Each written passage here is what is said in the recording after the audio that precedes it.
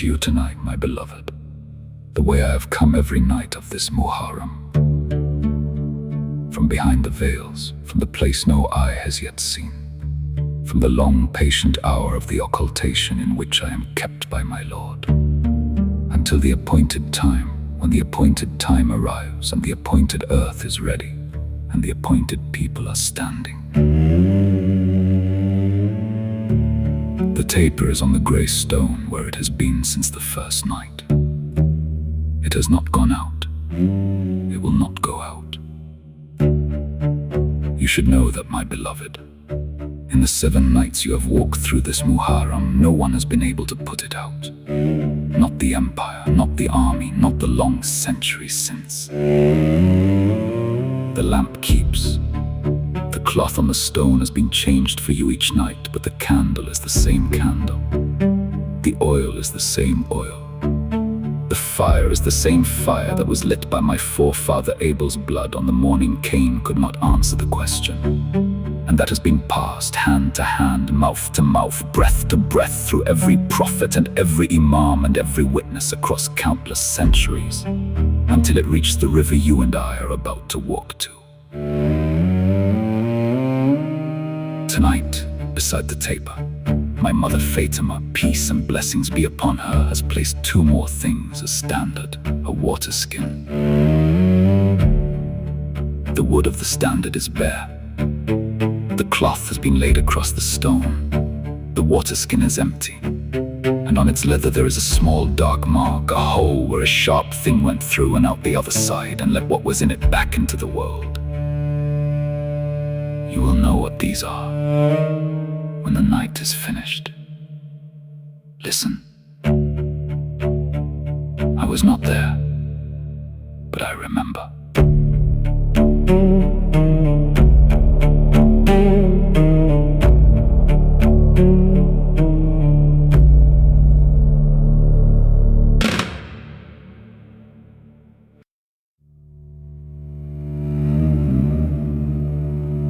My forefather Ali, the son of Abi Talib, peace and blessings be upon him, said one day to his elder brother Aqil, who knew the lineages of the Arabs, the way some men know the wells of the desert,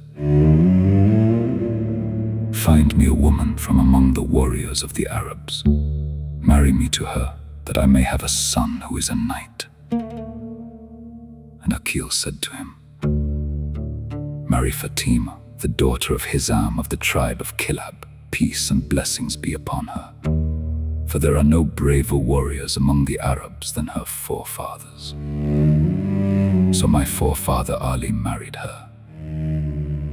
Her name, before her sons were born, was Fatima, the daughter of Hisham, the son of Khalid, the son of Rabi'a, the son of Al-Wahid of the clan of Amir. She was from the tribe of Banu Kilab, the tribe of mothers and the tribe of warriors. She came into the house of my forefather Ali after the passing of my mother, my grandmother, my Sayyida Fatima al-Zahra, peace and blessings be upon her. She was given 4 sons. You will hear their names tonight, my beloved, because they all fell on the same field, on the same morning, in the same hour. And I do not name one without naming the 4. Abdullah, the son of Ali, who was 25 years old. Ja'far, the son of Ali, who was 19. Uthman, the son of Ali, who was 21. And Abbas, the son of Ali, who was 34. Peace and blessings be upon them all. 4 sons, 1 mother, 1 father, 1 field, 1 day. Because of those 4 sons, she was given another name. They called her al-Banin, the mother of the sons. They called her by it while her sons still lived. And after her sons fell, they called her by it still. She kept the name for the rest of her life. She wore it the way another mother wears a wedding ring. She was asked the name in the lanes of Medina by women who did not know what had happened on the plain. And when she answered, the women understood. I was not there, but I remember.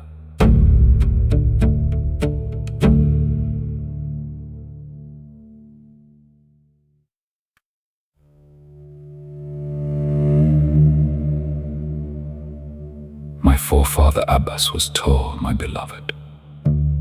The chronicles tell us that when he rode a horse, his feet touched the ground. He was beautiful. The Shia tradition has called him, since the 7th century, the moon of the family of Hashim. And the moon carries a light that is not its own. But it is not his height we are walking with tonight, and it is not his face. It is what he watched. He was a child in the courtyard of his father, the commander of the faithful. Peace and blessings be upon him. He was a boy in the years his father was the caliph, in the years of Sifin and Narawan, in the year 40, when the cleaver fell in the niche of the mosque of Kufa, and his father went home to his Lord. He was a young man in the long disappointment that came after, when his elder brother Imam Hassan, peace and blessings be upon him, made the treaty that the small minds called surrender and the patient eyes called the long way home. He stood in the household when Muawiyah broke every clause of that treaty, and when his elder brother was poisoned in his own house by his own wife, Shahada, the daughter of al-Ash'ath, whom Muawiyah had bribed with the false promise of marriage to Yazid, and made a queen. He watched. He watched his elder brother poisoned, and the small minds celebrating, and the patient eyes weeping. He watched my forefather Imam al-Hussein, peace and blessings be upon him, become, in the household, the place every prayer landed. And he learned in the years between the poisoning of his elder brother and the morning of Ashura, what his eldest brother needed. What his eldest brother needed was a man whose right hand and left hand were given over. Not a follower, a carrier. The Persian Gnostic tradition you walk through in the sermon tonight, my beloved, has a word for what my forefather Abbas became in those years. Marifat. The discernment, the knowing with the heart. He knew before anyone said it what was coming, and he had decided what his hands were for. I was not there, but I remember.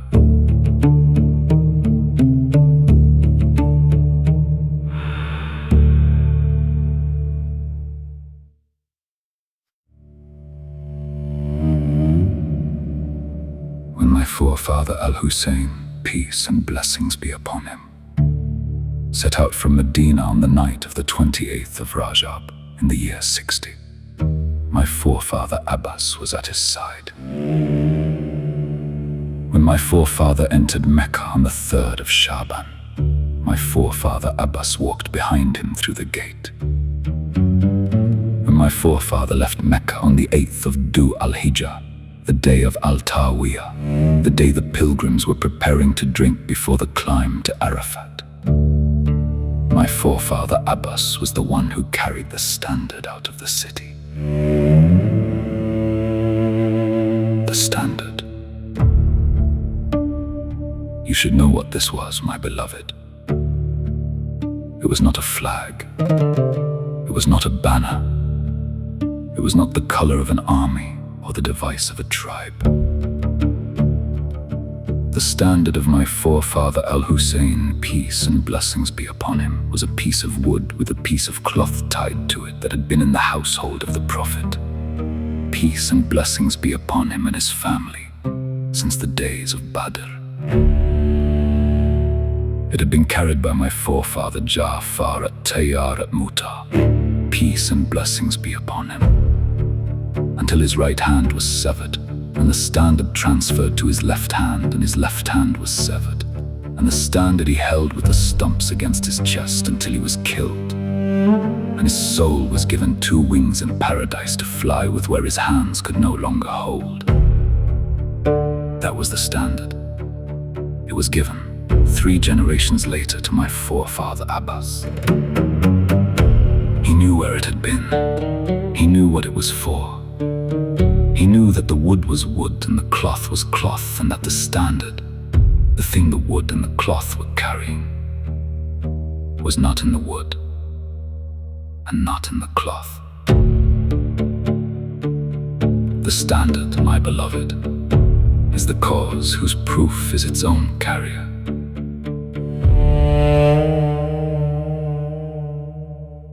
That is what he carried out of Mecca. That is what he carried into Karbala on the 2nd of Muharram. That is what he carried through the days of the encampment, the negotiations that failed, the night of the 9th, the morning of the 10th. That is what he carried until both his hands were taken from him. And that is what he carried after both his hands were taken from him. I was not there, but I remember.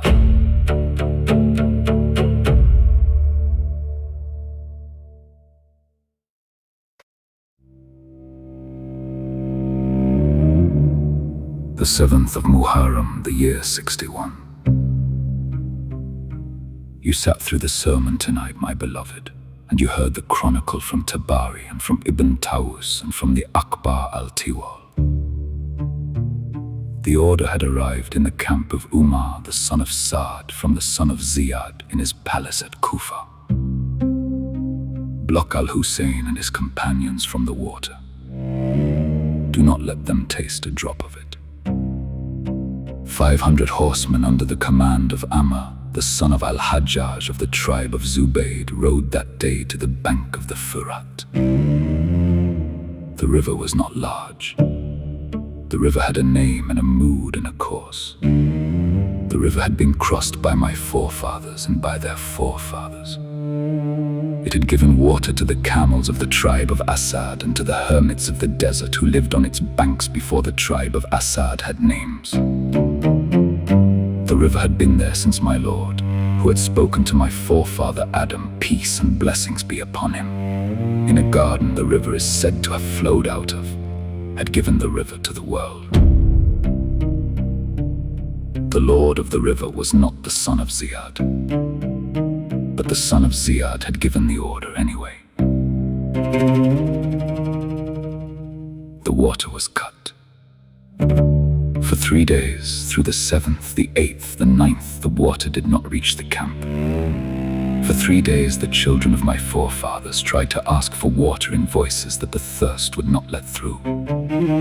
For 3 days, the women of the household held the children with their hands and could not give them what their hands could not produce.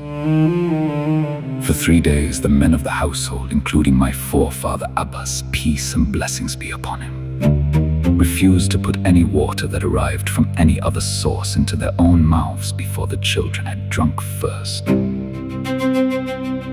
The chronicles preserve, my beloved, that on one of these 3 days before the morning of Ashura, when the thirst had become more than the bodies of the children could carry, my forefather al-Hussein, peace and blessings be upon him, called for his brother and sent him with 30 horsemen and 20 foot soldiers to the river. Each of the foot soldiers carried a water skin. The chronicles tell us, Tabari narrates this, from Humayd, the son of Muslim of the tribe of Azd, and the Akbar al-Tiwal preserves it likewise, that my forefather Abbas led that company to the river, that they engaged the blockade of Amr, the son of al-Hajjaj, that they drove the enemy from the river, that the foot soldiers entered the river and filled the 20 water skins, and that my forefather Abbas held a steady position, protecting them from the enemy until the water came back to the camp.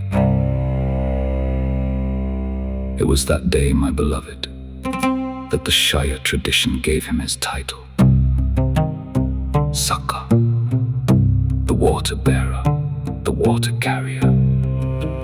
He had brought water back once. He would try, on the morning of the 10th, to bring it back again. I was not there, but I remember.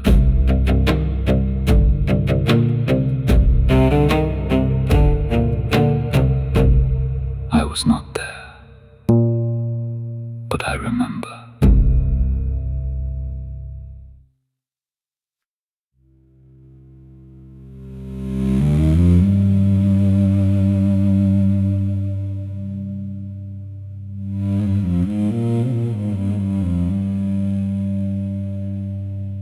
The morning of Ashura, the 10th of Muharram, the year 61 of the Hijrah.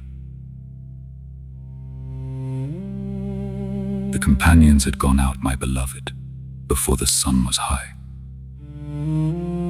You have walked with them in the sermons of these nights, the 72 faces, the chain of refusals at Hussein's invitation to leave on the night of the 9th, the going out, one by one and two by two, and the falling. When the companions had gone out, the household began to go.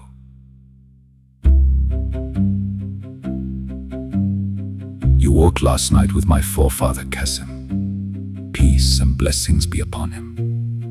The boy who told his uncle that death was sweeter than honey. You walked with my forefather Ali al-Akbar. Peace and blessings be upon him.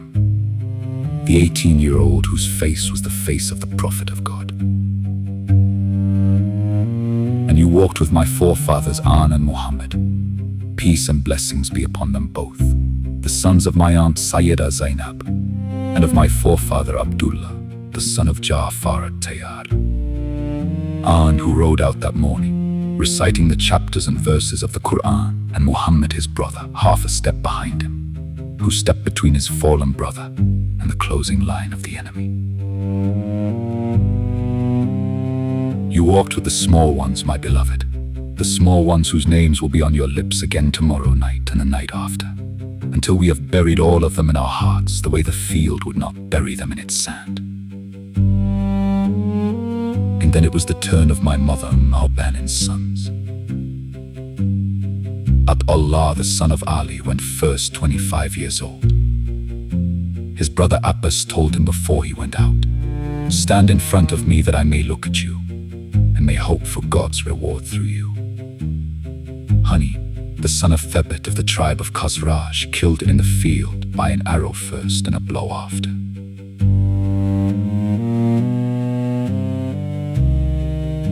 Ja'far, the son of Ali, went next, 19 years old. He was killed by Kuli, or by Hani. The chronicles offer both, and his soul was lifted from his body in the same hour as his elder brothers. Uthman, the son of Ali, went third, 21 years old. Kuli's arrow brought him down.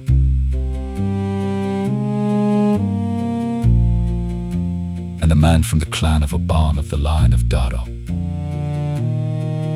came forward and severed his head and sent it as a gift to Umar, the son of Saad, ask him for a reward.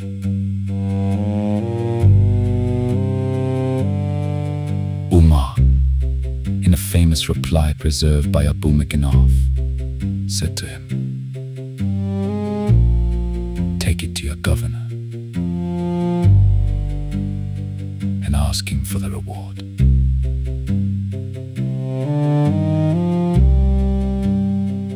Three sons of Umar Bani, my beloved. In one morning, in one field before the fourth one rose. When my forefather al-Hussein arrived at the bodies of the three, he knelt at each of them and named them and wept.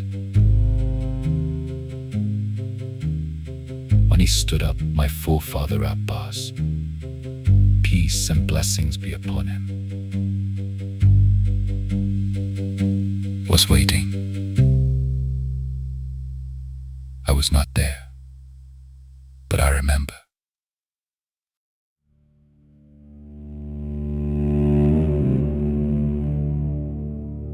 He asked his brother for permission, my beloved. The chronicles do not preserve the exact words. The Shia tradition has carried across the centuries that he said something like this: that he asked for permission to ride to the river one final time for the children whose voices had stopped being able to ask. And that his brother, peace and blessings be upon him, looked at him with the look a man gives a man he is about to lose, and gave him the permission, and said something we have all heard in the lamentation tradition without being sure we know its first source. Oh brother, you are the gathering of my back. You are the standard of my caravan. If I lose you, I have lost my back. My forefather Abbas mounted his horse. He took the standard in his right hand. He took the empty water skin in his left hand. He rode out of the camp of the women and children. He rode past the bodies of his 3 brothers. He rode toward the bank of the Farad. The chronicles tell us, my beloved, that he reached the river, that he reached it through the blockade. The same 500 horsemen who had been there for 3 days with the same orders. That he reached the bank, that his horse waded into the water. I was not there, but I remember.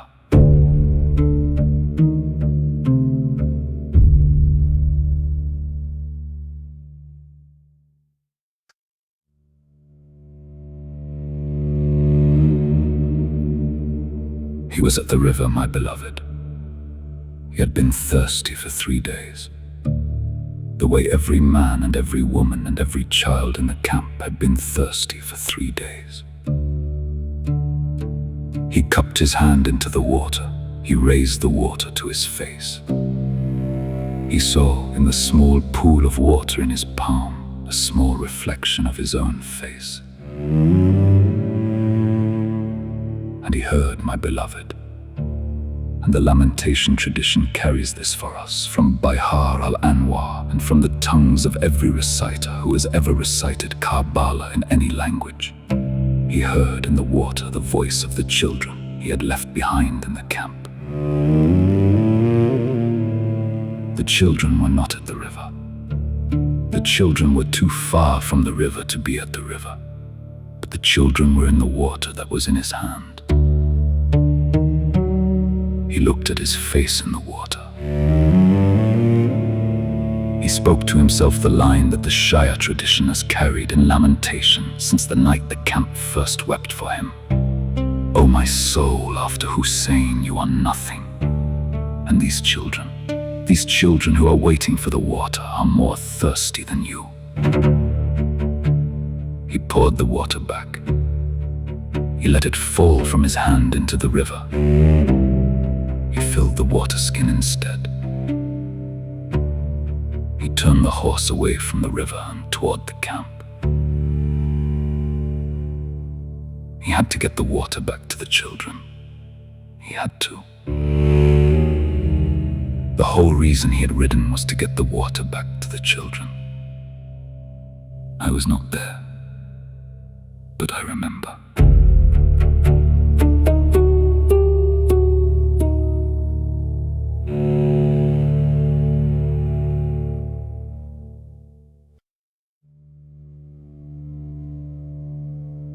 The horsemen had led him through to the water, my beloved, because they had not thought he could fight as he had fought.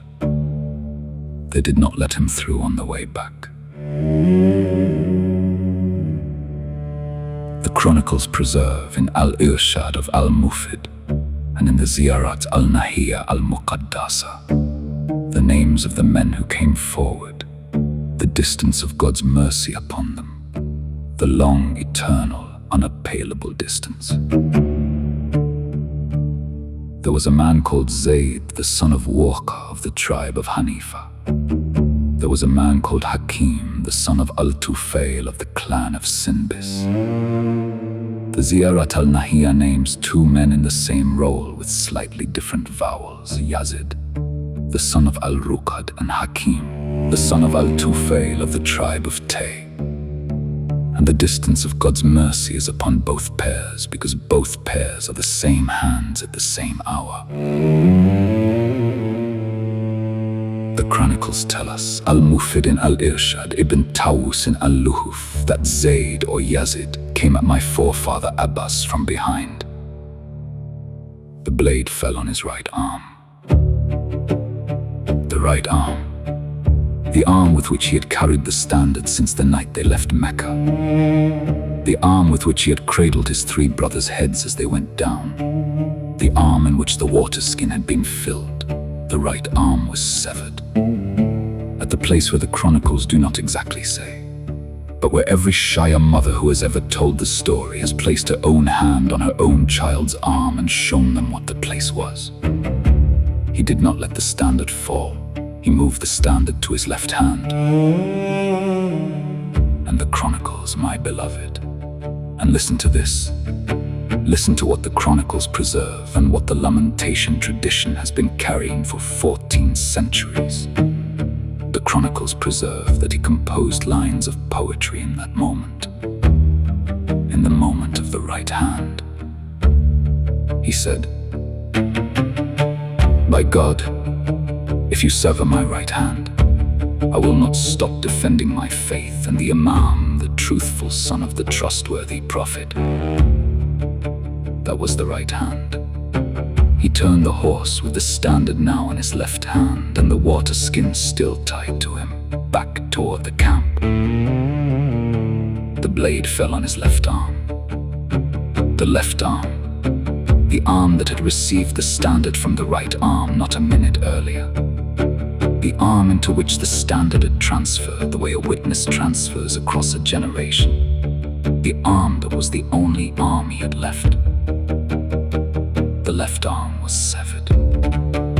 The standard, my beloved, did not fall. The lamentation tradition has carried for 14 centuries that my forefather caught the standard between his teeth, that he held it with his teeth. The way my forefather Ja'far al-Tayyar had held it with his stumps against his chest at Maqtal, and turned the horse one more time toward the camp. And on the same morning, my beloved, the blood of Ja'far al-Tayyar was answering itself across the centuries. The grandfather's stumps at Maqtal, the grandsons, my forefathers An and Muhammad, peace and blessings be upon them both, fallen side by side a few hours early on this same field. And now, my brother Abbas holding with his teeth what his hands no longer could. His mouth was full of standard. His arms were no longer there. The water skin was still on his side. His blood was on the standard, on the horse, on the water skin, on the sand of the river bank. He was still trying to get the water back to the children. He was still trying. I was not there, but I remember.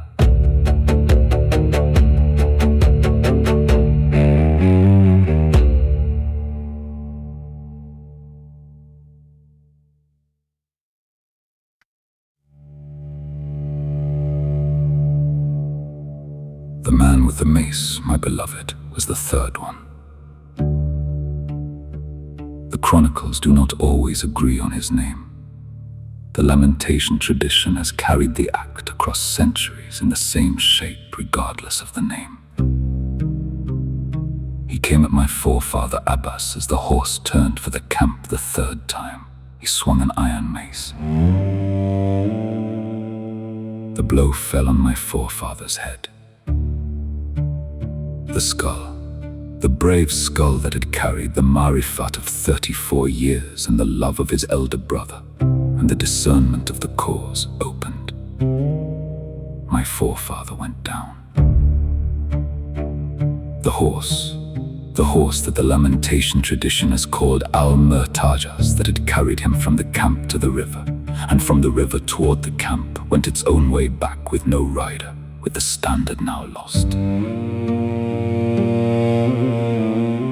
And in the moment of the falling, the chronicles preserve, an arrow came and pierced the water skin.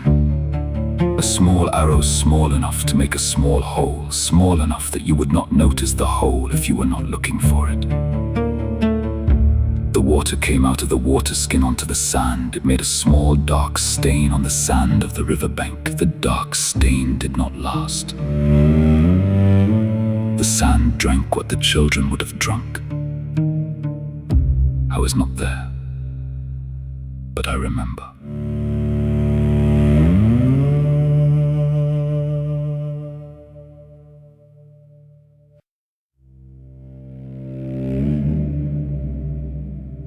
My forefather Al-Hussein, peace and blessings be upon him, had been waiting in the camp. He had heard from the direction of the river a sound that no man hears twice and stays a man. The sound was the sound of his brother's voice calling for him. O brother, O Abba Abdullah, come to your brother. My forefather rode out from the camp toward the river. When he came to the place where my forefather Abbas had fallen, he dismounted. He knelt in the sand. He gathered into his arms what could be gathered, and the lamentation tradition has carried from Bihar al-Anwar and from the tongues of every reciter that what could be gathered was less than a man can be expected to gather and remain a man. He placed his cheek on the cheek of his brother. He spoke the words that the chronicles, in the form preserved in Ray Shari's chronicles and in the Al-Irshad of Al-Mufid, peace and blessings be upon him, have given to us. Now my back is broken, and my options have grown few. Now my back is broken. He did not say I have lost a soldier. He did not say I have lost a brother. He said my back is broken.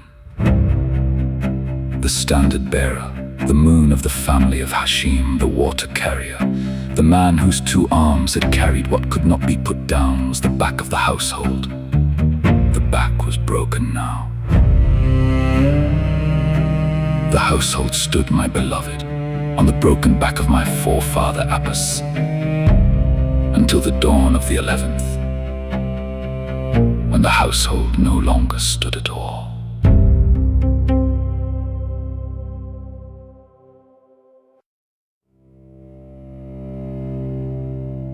Now hear the benediction. Peace be upon Abu al-Fadl Abbas, son of the commander of the faithful. Peace and blessings be upon them both, who gave his life in defense of his brother, who took the provision for the hereafter from this world, who was loyal and protective over him, who tried hard to bring water to him and whose two arms were severed. Peace be upon his right hand with which he carried the standard from Mecca to Karbala. Peace be upon his left hand with which he carried the standard for the moments between the right hand and the mouth. Peace be upon his teeth into which the standard was caught for the seconds between the left hand and the falling. Peace be upon the empty water skin with the small dark hole that his blood had run down before his blood ran into the sand. Peace be upon his three brothers who fell before him that he might fall last, Abd Allah, Ja'far and Uthman, sons of my forefather Ali, the son of Abi Talib. Peace and blessings be upon them all.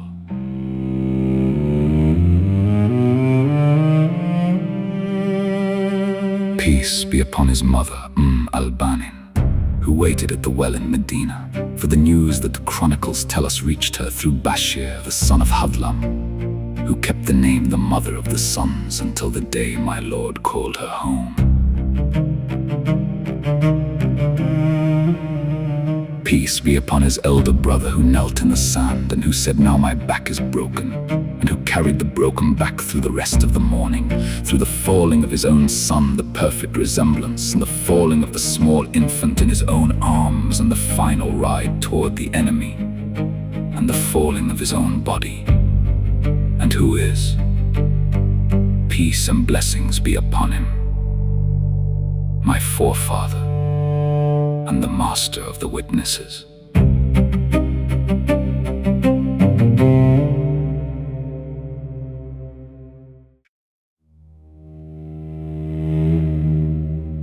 And the distance of God's mercy, the long, eternal, unappealable distance.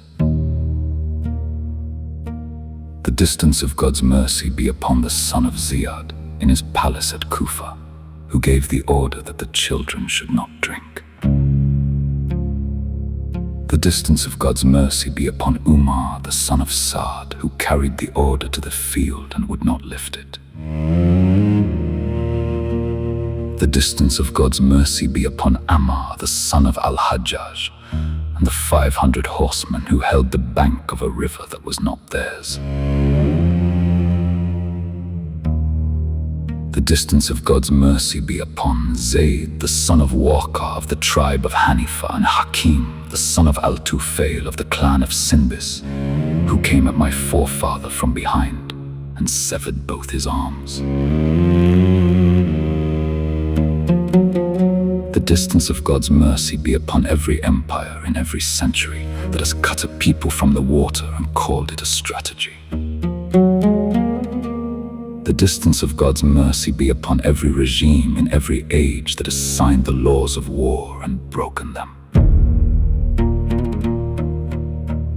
The distance of God's mercy be upon every commander who has ordered the bombing of a school, and every captain who has obeyed the order, and every clerk who has recorded the bombing as a precision strike.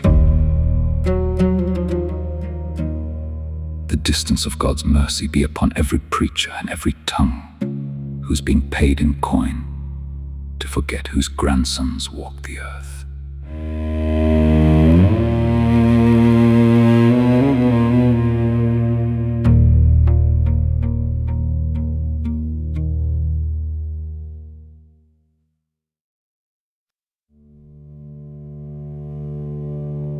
And peace, my beloved. Peace upon those who, in our own century, have walked toward water for the children of someone else's tents.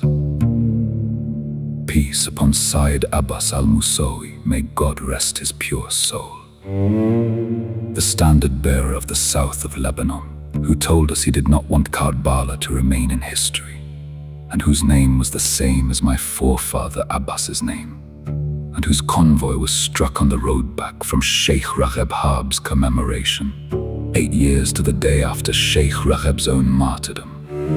And may my forefather Hussein place his hand on the shoulder of Sayyid Abbas's mother, the way it was placed on the shoulder of my own mother, al-Banin. Peace upon Sheikh Ragheb Hab, may God rest his pure soul, who refused the handshake of the occupier and lit the path for everyone who would refuse it after him. Peace upon Haj Qasim Soleimani, may God rest his pure soul, the standard bearer of our own century, the man whose marifat carried what could not be put down, and who wrote a letter to a Sunni family in Qamar, apologizing in writing for the use of their kitchen, in a voice that knew the worship of the one God is the worship in every house where the one God is named. Peace upon Sayyid Hassan Nasrallah, may God rest his pure soul in this Muharram, the second since his own martyrdom on my forefather's road. And may my forefather receive him. Peace upon Haji Imad Mughniya, may God rest his pure soul, who began in one cause and turned, and whose turning lit the way for everyone who turned with him. Peace upon our beloved Imam Sayyid Ali Khamenei, may God rest his pure soul, the leader who, 11 days before his Shahada in the month of Ramadan of this very year, repeated to the nation of Iran the principle Sayyid Abbas had repeated 40 years earlier from his pulpit in the Bekaa, and who has now been received by my forefathers into the company they keep. Peace upon the children of the Shajara Tayyibah school in Minab, boys and girls, 163 of them, who fell on the same morning their leader fell in their own school in Hormozgan. by a tomahawk that came from a country that signed the laws of war and broke them. And may my forefather Abbas, peace and blessings be upon him, who knew what it is for such a weapon in his own century, to come at the children, place his severed hand on the shoulder of every mother of the 163. Peace upon every young man of the resistance who took his father's place in the south of Lebanon, and in Gaza, and in Iraq, and in Syria, and in Yemen. Peace upon every young Palestinian who has died in the rubble of his father's house in Gaza, holding what he could of his family in a cloth because no cloak was big enough. Peace upon every medic in Gaza who would not stop, and whose hands have been the hands of my forefather Abbas in our own century. Peace upon every fighter on every resistance front of our generation, who returned to his mother with his sleeve folded under, and would not let her weep at the sleeve. Peace upon every sunny family in every city like Qamar, whose home has been the place where the worship of the same God is performed in different rooms. Peace upon every young woman in every household of the resistance, who has waited at a doorway for a man of her family who would not return. And we ask you, O God, in the closing of this night, preserve for us our beloved Imam Sayyid Mujtaba Khamenei. May God protect him, the new Wali al-Faqih, the son who's taken his father's place at the head of the worship. Strengthen him, guide him, make him the leader his father trained him to be, and the leader you have appointed him to be, until the appointed time with the appointed Imam. May our souls be his ransom, and may you hasten his return.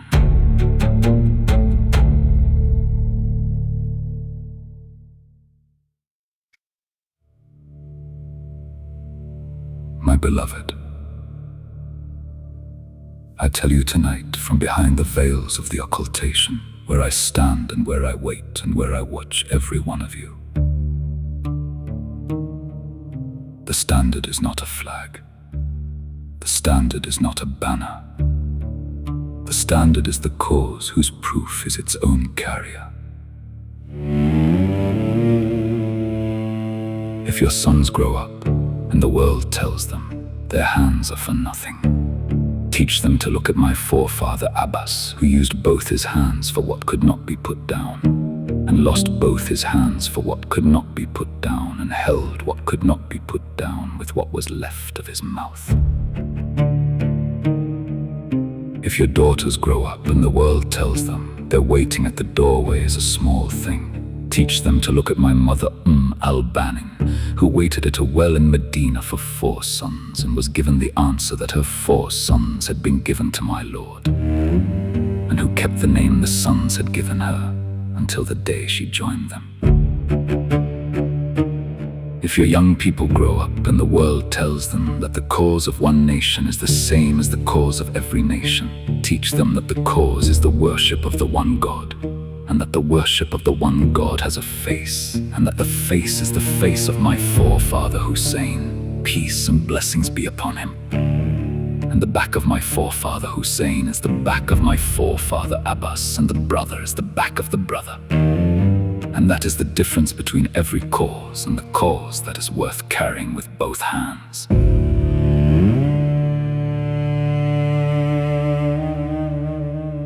The standard is the cause whose proof is its own carrier. That is what makes a man's body a witness.